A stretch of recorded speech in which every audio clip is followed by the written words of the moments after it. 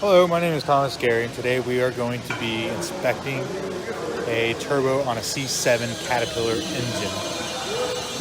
Our tools that we will be using today will be a 16 millimeter wrench that will take off the stud bolts. We're located here, and here. Which are right here.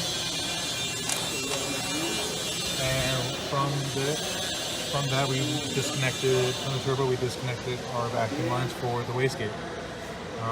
For instructional purposes at the schooling house, we do not have any hose clamps other than this one.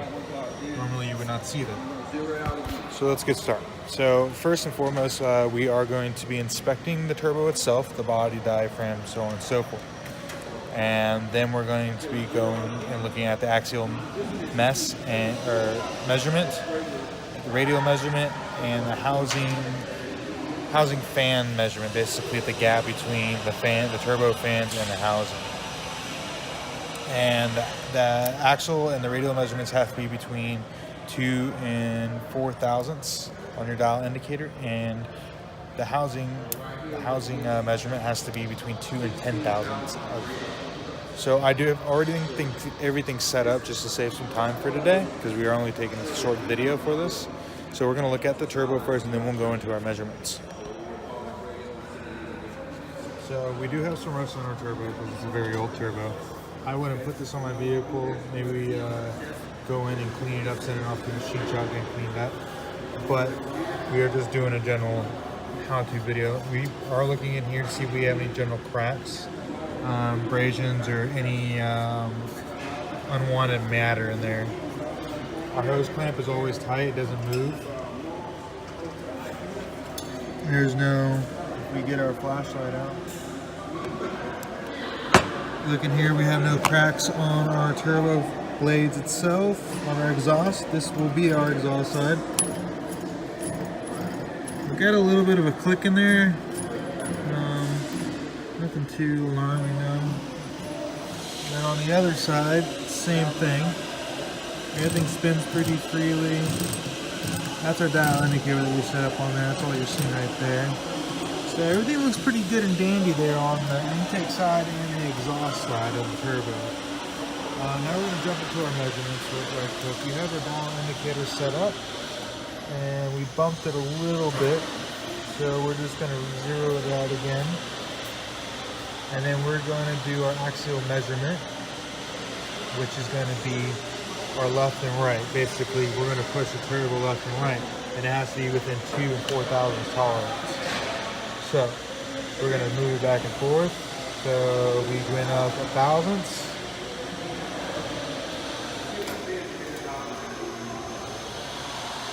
All right, we're within 3. So that's good to know. That's good to have. So that's in tolerance. And then we're going to re-zero it out because we bumped it a little bit. Which is okay, that's going to happen, especially if we're not on the table right now. And then we're going to move it up and down. Oh, hold on, I messed that one up. Right there. Alright, now we're going to move it up. Alright, that's 2. Alright, so we're in about 3 thousandths tolerance there on our radial measurement. Now on our measurement for our housing, our fans and our housing, we're only going to do the intake side. The exhaust side doesn't really matter, but the intake side, so we're going to want. So we're going to move our dial indicator out of the way because we do not need it anymore. And then we're going to take I'm going to measure about 3 fans, and I'm going to get my light over here so you guys can see a little bit better. So we go over here, right there. Oh, let's flip it around. I got a broken feeler gauge. I've already measured this out ahead of time. So if we take our feeler gauge, this is a 2 thousandths. I don't know if you can see that. That's a 2 thousandths of an inch feeler gauge, and that's going to be our minimum. And we have just enough. We have a little bit of friction there, so that's exactly what we want. And we can go into a few other ones if we like. You have to feel it for yourself, but basically you just want a little bit of friction between the blade and the housing. But this one is good on that. Alright, So now what we're going to do is we finish inspecting our turbo. We're going to mount it back on and move from there and finish inspecting the rest of the engine. My name is Thomas Gary, and this is how you inspect a turbo on a C7 Caterpillar engine.